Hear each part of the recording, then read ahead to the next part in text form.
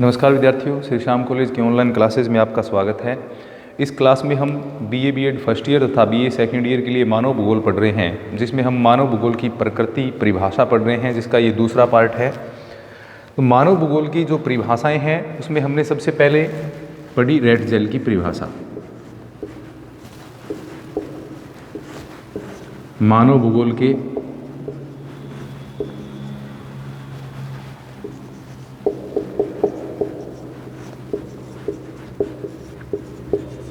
जनक हैं Frederick Ratzel, और इनके द्वारा अपनी पुस्तक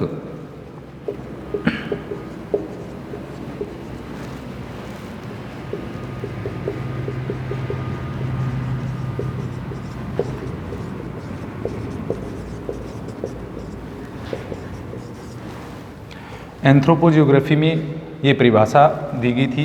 इनकी जो रेटजेल की जो द्वारा परिभाषा दी गई है वो हमने कल पढ़ी थी कि मानव भूगोल के दृश्य सर्वत्र पर्यावरण से संबंधित होते हैं, यानी मानव भूगोल की जितनी भी चीज़ें मानव भूगोल से संबंधित हैं, इसकी विषय वस्तु जो है या मानव भूगोल की जो चीज़ें हैं वो सारी किसी पर्यावरण से संबंधित हैं। तो मानव भूगोल के दृश्य सर्वत्र पर्यावरण से ही संबंधित होते हैं, और जो समय में क्या होता है, भौतिक दशाओं का एक योग होता है। मानव भूगोल के दृश्य सर्वत्र पर्यावरण से संबंधित होते हैं और समय में भौगोलिक दशाओं का एक योग होता है। ये मानव भूगोल की परिभाषा है, वो रेटजेल के द्वारा अपनी पुस्तक एंथ्रोपोजियोग्राफी में दी गई है। तो ये परिभाषा हमने पढ़ ली थी। अब इसके बाद में दूसरे जो विद्वान आते हैं, रेटजेल की शिष्या है जो ईसी सैंपल,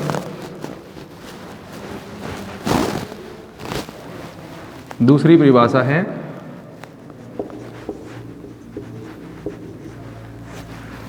सैंपल के अनुसार।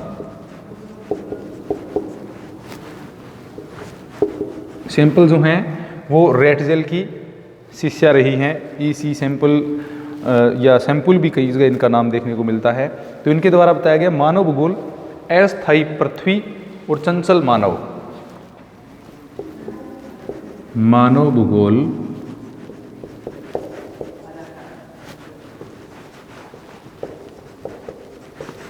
अस्थायी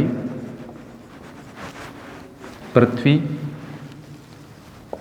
और चंचल मानव के मध्य जो परिवर्तनशील संबंध होते हैं उनका अध्ययन करता है। तो मानव भूगोल की परिभाषा इनके द्वारा क्या दी गई है, मानव भूगोल अस्थायी पृथ्वी और चंचल मानव के पारस्परिक परिवर्तनशील चंचल मानव के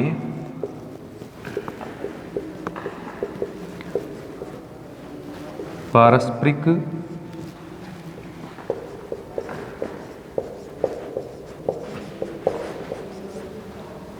परिवर्तनशील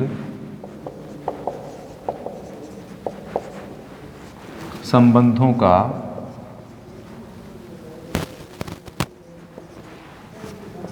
अध्ययन है या अध्ययन करता है। तो ये परिभाषा सैंपल के अनुसार दी गई थी कि मानव भूगोल अस्थायी पृथ्वी और चंचल मानव के पारस्परिक परिवर्तनशील संबंधों का अध्ययन है, यानी जो परिवर्तनशील संबंध है मानव एवं पर्यावरण के मध्य, उनका ये अध्ययन करता है। संबंध कैसे परिवर्तनशील होते हैं उनके बारे में हम थोड़ा सा देखते हैं। अब सैंपल जो हैं वो रेटजेल के समानी नियतिवाद की समर्थक रही है। अब मानव भूगोल अस्थायी पृथ्वी, पृथ्वी पर सारी चीजें क्या हैं, परिवर्तनशील है, प्रकृति क्या है, परिवर्तनशील है। तो अस्थायी पृथ्वी और चंचल मानव, मानव के द्वारा भी चंचल मानव क्यों कहा गया है कि मानव अपने क्रियाकलापों के द्वारा पर्यावरण को प्रभावित करने का कार्य करता है। इसके द्वारा अपने विवेक बुद्धि से अनेक कार्य हैं जो किए जाते हैं, वो पर्यावरण से संबंधित और पर्यावरण को प्रभावित करने वाले भी होते हैं। पारस्परिक परिवर्तनशील, मानव एवं पर्यावरण के जो संबंध है, मानव एवं पृथ्वी के जो संबंध हैं वो भी बदलते रहते हैं। जैसे कृषि के लिए, खनन के लिए, भवन निर्माण के लिए, सड़क निर्माण के लिए, तो अलग अलग संबंध मानव एवं पर्यावरण के, मानव एवं पृथ्वी के मध्य है वो देखने को मिलते हैं। तो इनके मध्य परिवर्तनशील संबंध हैं। अब प्राचीन काल से लेकर के वर्तमान तक संबंधों की अगर हम बात करें तो जैसे आदिम अवस्था में मानव के द्वारा प्रकृति को एक ये कह सकते हैं माँ के रूप में या प्रकृति को एक सर्वोच्च शक्ति के रूप में काम में माना जाता था, यानी प्रकृति के द्वारा जो आपदाएं वगैरह जितनी भी होती थी उनसे मानव है वो घबराता था और इसकी एक दैवीय रूप में या प्रकृति को एक सर्वोच्च शक्ति के रूप में इसकी पूजा करता था, जो प्रकृति के द्वारा प्राप्त उन्हीं चीज़ों का उपयोग है उसके द्वारा पूर्णतः किया जाता था। जैसे जो भोजन एकत्रीकरण है, आखेट है आदि कार्यों के द्वारा अपना जीवन यापन करता था। लेकिन उसके बाद में मानव ने क्या है, प्रकृति के द्वारा प्रदत्त चीज़ों में धीरे धीरे परिवर्तन करना शुरू किया।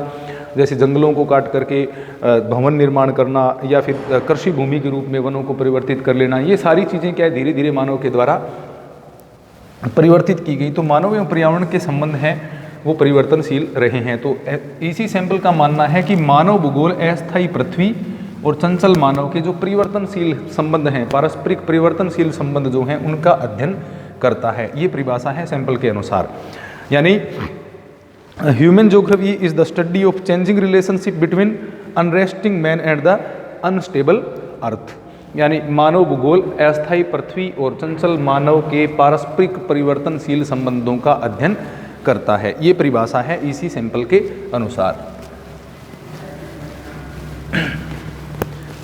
अब ये कुछ एक ये कह सकते हैं भौगोलिक संप्रदाय हुए जिन्होंने मानव भूगोल का विकास किया है।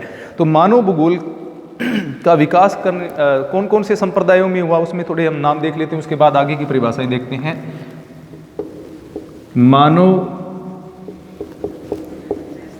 भूगोल का विकास कौन कौन से संप्रदायों में हुआ। सबसे पहले जैसे फ्रांस भौगोलिक संप्रदाय है। फ्रांस का जो भौगोलिक संप्रदाय है उसने मानव भूगोल को विकसित करने में महत्वपूर्ण भूमिका निभाई है। जैसे कि जिसमें वाइडल डी ला ब्लांस है, जीन ब्रूस है,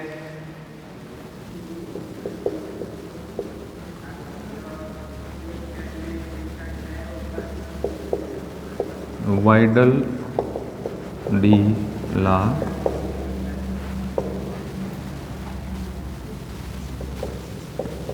ब्लास, इनका महत्वपूर्ण योगदान रहा है मानव भूगोल के विकास में। इसके अतिरिक्त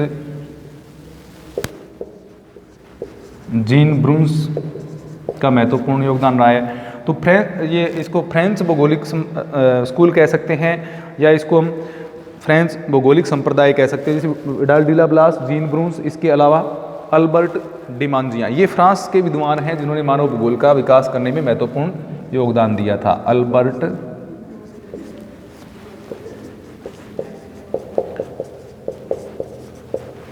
डिमांजिया, ये फ्रांस से संबंधित हो गए। इसके बाद में आगे अगर हम जर्मन भौगोलिक विचारधारा की बात करते हैं, जर्मन भौगोलिक संप्रदाय की बात करें तो इसमें रैटजेल है, हमबोल्ट है और रीटर हैं, ये महत्वपूर्ण विद्वान रहे हैं। जर्मन में रैटजेल जो कि मानव भूगोल के जनक कहे जाते हैं। इसके बाद में जैसे हमबोल्ट है, अलेक्जेंडर वान हमबोल्ट। इसके बाद में नाम आता है कार्ल रीटर। तो इनके द्वारा भी जो मानव भूगोल का विकास में महत्वपूर्ण योगदान इनके द्वारा दिया गया। इसके बाद में हम देखें अमेरिकन विद्वानों का योगदान।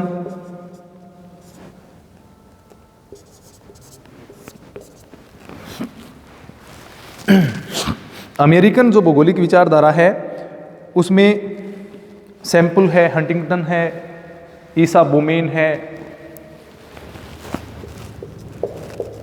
सैंपल या सैंपल भी इसका नाम दिया जाता है, हंटिंगटन है, ईसा बोमेन, इसके अतिरिक्त टेलर, जी टेलर, ग्रिफिथ टेलर, जिनके द्वारा क्या है अमेरिकन ये भूगोलवेता हैं जिनके द्वारा मानव भूगोल के विकास में महत्वपूर्ण योगदान इनके द्वारा दिया गया। इसके बाद में ब्रिटिश विचारधारा की बात करें, जो ब्रिटेन से संबंधित विद्वान रहे हैं ब्रिटिश भौगोलिक विचारधारा में। अब ब्रिटिश भौगोलिक विचारधारा में ब्रिटेन में भूगोल का एक प्रकार से हम संस्थापक कहें या भूगोल को विकसित करने में सबसे महत्वपूर्ण योगदान रहा था हाफोर्ड जॉन मैकिंडर का।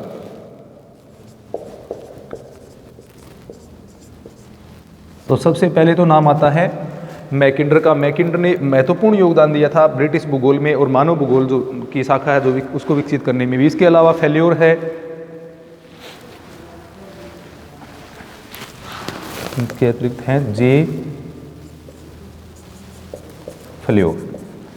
तो ये ब्रिटिश भूगोलवेता हैं जिन्होंने मानव भूगोल को विकसित करने में महत्वपूर्ण योगदान दिया, हाफोर्ड, जॉन मैकेंडर और जे फ्लेयोर। तो ये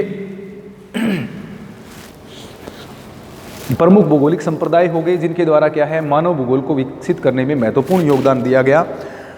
इसमें जैसे फ्रेंच भौगोलिक संप्रदाय हैं तो Vidal de la Blache, Jean Brunhes, Albert Demangeon, German में रैटजेल हैं, हमबोल्ट, कार्ल रिटर, अमेरिकन में Semple, Huntington, Isaiah Bowman, Taylor. इसके अलावा ब्रिटिश भूगोलवेताओं में मैकेंडर और जे फ्लेयोर का स्थान है वो महत्वपूर्ण है। अब आगे देखते हैं, यानी ये विद्वान जो हैं इन्होंने मानव भूगोल की जो शाखा है या मानव भूगोल जो भूगोल की एक महत्वपूर्ण शाखा है उसको विकसित करने में अपना महत्वपूर्ण योगदान इनके द्वारा दिया गया था। अब अगली परिभाषा देखते हैं।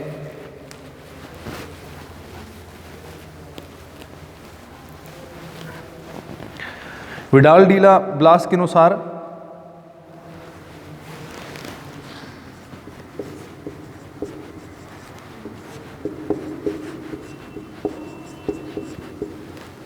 वाइडल डी लाप्लास भी कह सकते हैं, विडाल डी लाप्लास भी इनको कहा जाता है। तो वाइडल डी लाप्लास या विडाल डी लाप्लास, इनके द्वारा परिभाषा क्या दी गई है कि मानव भूगोल पृथ्वी और मनुष्य के बीच जो पारस्परिक संबंध हैं उनको एक नवीन विचार प्रदान करता है। मानव भूगोल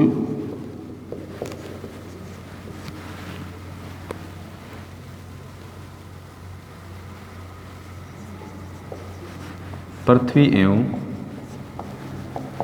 मानव के संबंधों को एक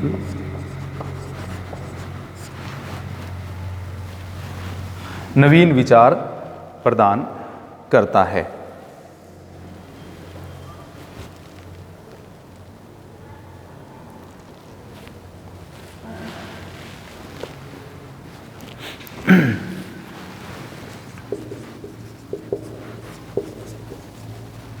नवीन विचार प्रदान करता है। इसमें जो पृथ्वी को नियंत्रित करने वाले नियम होते हैं उनके भी किस प्रकार से मानव उनके साथ में अनुकूलन कर रहा है, किस प्रकार मानव उनके साथ में अपना तालमेल बिठाता है, उन चीज़ों का भी इसमें साथ में इन्होंने जिक्र किया है। यानी जिसमें पृथ्वी को नियंत्रित करने वाले भौतिक नियमों तथा इस पर रहने वाले जो मनुष्य के पारस्परिक संबंध हैं उनका संश्लिष्ट अध्ययन किया जाता है। पृथ्वी जिसमें पृथ्वी को नियंत्रित करने वाले भौतिक नियमों तथा उस पर रहने वाले मानव। पृथ्वी पर मानव भूगोल है तो मानव का जिक्र तो अवश्य आना ही है। तो जिसमें पृथ्वी को नियंत्रित करने वाले भौतिक नियमों तथा इस पर रहने वाले मनुष्यों के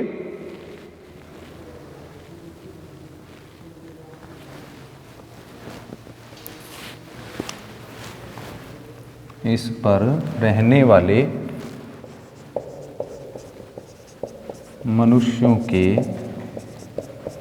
पारस्परिक संबंधों का अधिक संश्लिष्ट ज्ञान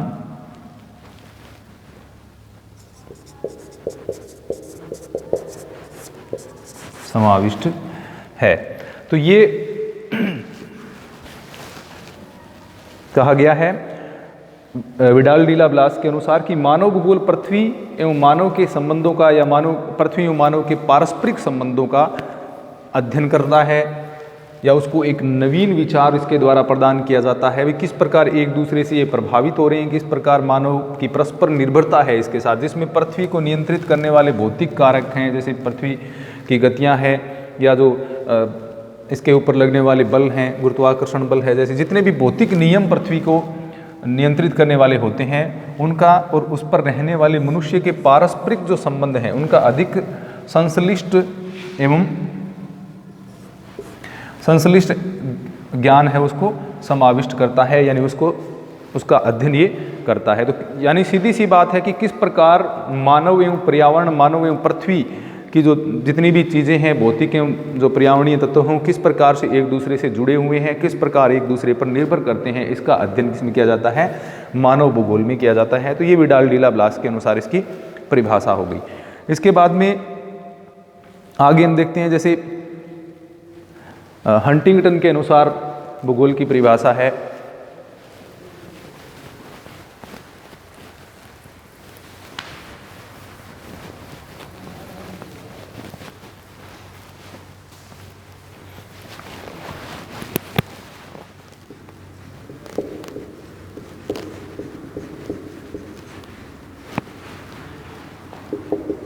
ये जो परिभाषाएं हैं इनमें थोड़े बहुत शब्द अलग हो सकते हैं, लेकिन विषय वस्तु जो मानव भूगोल की इनके द्वारा बताई गई है वो लगभग सभी के द्वारा एक ही बताई गई है। मानव पर्यावरण संबंध है या मानव के पृथ्वी के साथ संबंध है, उनकी संश्लिष्ट व्याख्या करना है, उनका अध्ययन करना है। मानव पर्यावरण के संबंध किस प्रकार के हैं, मानव के जो क्रियाकलाप हैं, आर्थिक क्रियाकलाप हैं, सामाजिक क्रियाकलाप हैं, उन सारी चीज़ों का जिक्र इसमें किया जाता है। तो ये परिभाषाएं सामान्यतः थोड़े शब्द अलग हैं, लेकिन इनका जो भावार्थ है वो एक ही निकल करके आता है। यानी मानव भूगोल की विषय वस्तु है उसको ये परिभाषित करने का जो कार्य है वो किया जा रहा है। अब किसी भी विषय को या किसी भी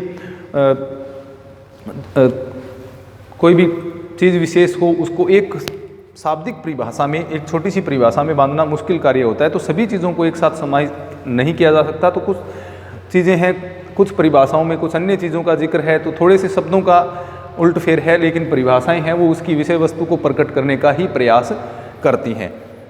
अब जैसे हंटिंगटन ने कहा कि मानव भूगोल वातावरण तथा मानवीय क्रिया तथा गुण, मानव भूगोल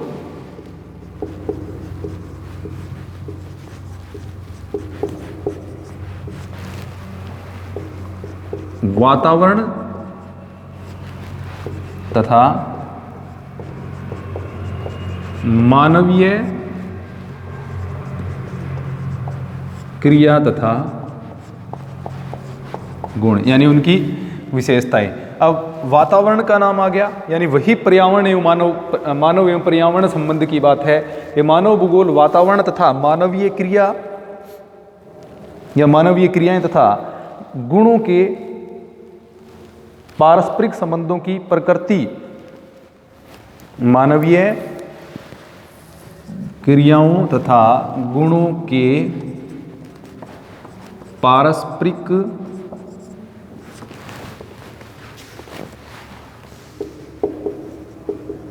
संबंधों की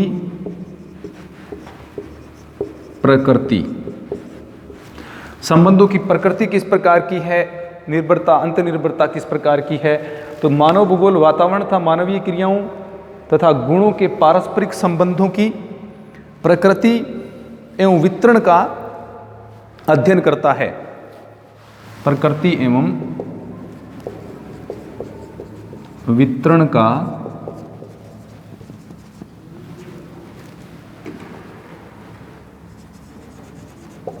अध्ययन करता है। अब वातावरण और मानवीय क्रियाएं, किस प्रकार के वातावरण में मानवीय क्रियाएं किस प्रकार की होती हैं, उनके गुण क्या हैं, पारस्परिक संबंध कैसे हैं, प्रकृति एवं वितरण। यानी अब जैसे कि प्रत्येक प्रदेश में मानव एवं पर्यावरण के संबंध हैं, उनमें भिन्नता देखने को मिलती है। तो वो भिन्नता और उनका विश्व वितरण किस प्रकार का है उसका अध्ययन करने का प्रयास है वो मानव भूगोल के द्वारा किया जाता है। ये परिभाषा किसके द्वारा दी गई है? हंटिंगटन के अनुसार ये परिभाषा दी गई है। उसके बाद में फ्रांसीसी विद्वान डिमांजिया के अनुसार हम भूगोल की परिभाषा, मानव भूगोल की परिभाषा देखते हैं।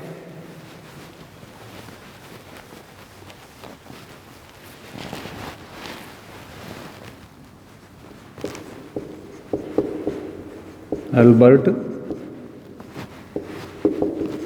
डिमांजिया के अनुसार अब इनका कहना है कि मानव भूगोल मानवीय वर्गों के मानव भूगोल मानवीय वर्गों, विभिन्न मानव वर्ग, मानव भूगोल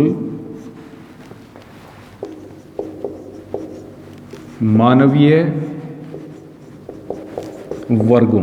अब तथा विभिन्न समाज, अब मानवीय वर्ग और मानव जो समुदाय हैं, तो मानव भूगोल मानवीय वर्गों और समाजों के तथा अब उसके प्रकृति के साथ किस प्रकार के संबंध हैं। मानवीय वर्गों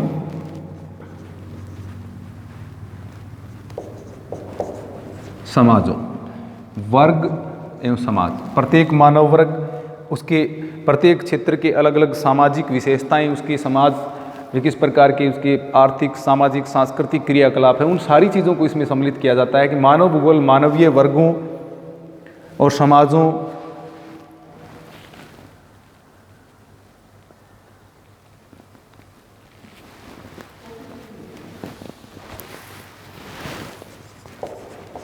के तथा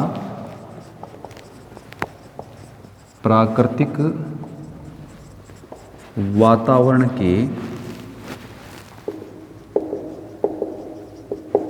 संबंधों का अध्ययन करता है।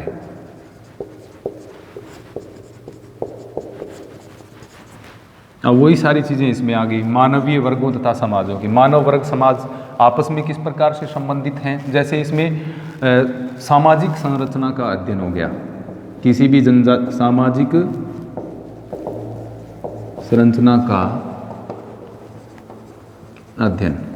अब जैसे कि हमने विषय वस्तु देखी, जो सिलेबस है उसमें देखा कि जो विभिन्न प्रदेशों की जनजातियां हैं वो किस प्रकार की उनकी आर्थिक क्रियाएं हैं, किस प्रकार की उनकी सामाजिक सांस्कृतिक क्रियाएं हैं, और उनके दूसरे समाज के साथ किस प्रकार के संबंध हैं, यानी आपसी संबंधों का, सामाजिक संबंधों का भी इसमें जिक्र किया गया। विभिन्न मानवीय वर्गों के समाज के साथ किस प्रकार के संबंध हैं, और प्राकृतिक वातावरण के संबंधों का अध्ययन करता है। यानी मानव भूगोल मानवीय वर्गों और समाजों तथा प्राकृतिक वातावरण के संबंधों का अध्ययन है। अब प्राकृतिक वातावरण का संबंध किस प्रकार का है, इनका आपस में संबंध किसका है, यानी सामाजिक संरचना का अध्ययन करता है। सामाजिक संबंध आपस में किस प्रकार के हैं दूसरे समाजों के साथ में, और पर्यावरण के साथ इनकी अंतर्निर्भरता कैसी है, उन सारी चीज़ों का अध्ययन इसमें किया जाता है। तो ये परिभाषा होगी डिमांजिया के अनुसार।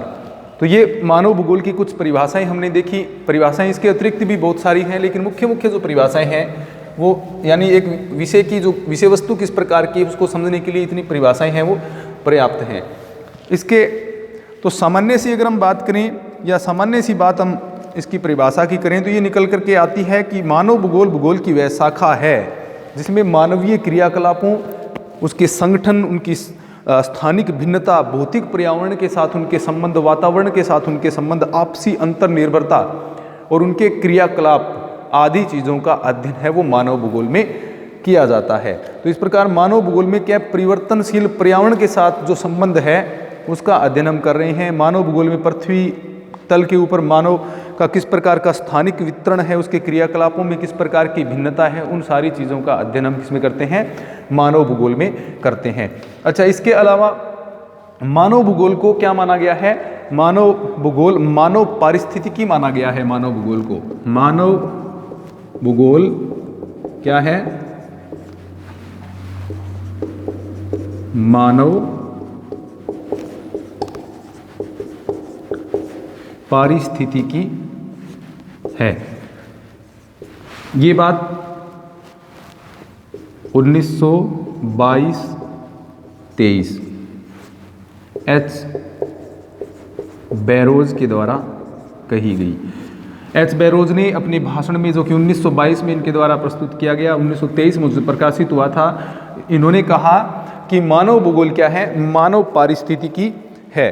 तो एच बैरोज या हर्लेन बैरोज के द्वारा ये बात कही गई कि जो मानव भूगोल है वो मानव पारिस्थितिकी है। जिस प्रकार पारिस्थितिकी विज्ञान में पर्यावरण में आपसी संबंधों का अध्ययन किया जाता है, उसी प्रकार इसमें भी मानव भूगोल का पर्यावरण के साथ तथा आपसी संबंधों का अध्ययन किया जाता है। इसलिए एच बैरोज ने इसको क्या माना है, मानव पारिस्थितिकी माना है। ये बात भी आप थोड़ा ध्यान रखें कि मानव भूगोल क्या है, एक मानव पारिस्थितिकी है। ये किसके अनुसार है, एच बैरोज के अनुसार, हर्लेन बैरोज के अनुसार। तो ये थी मानव भूगोल की कुछ परिभाषाएं।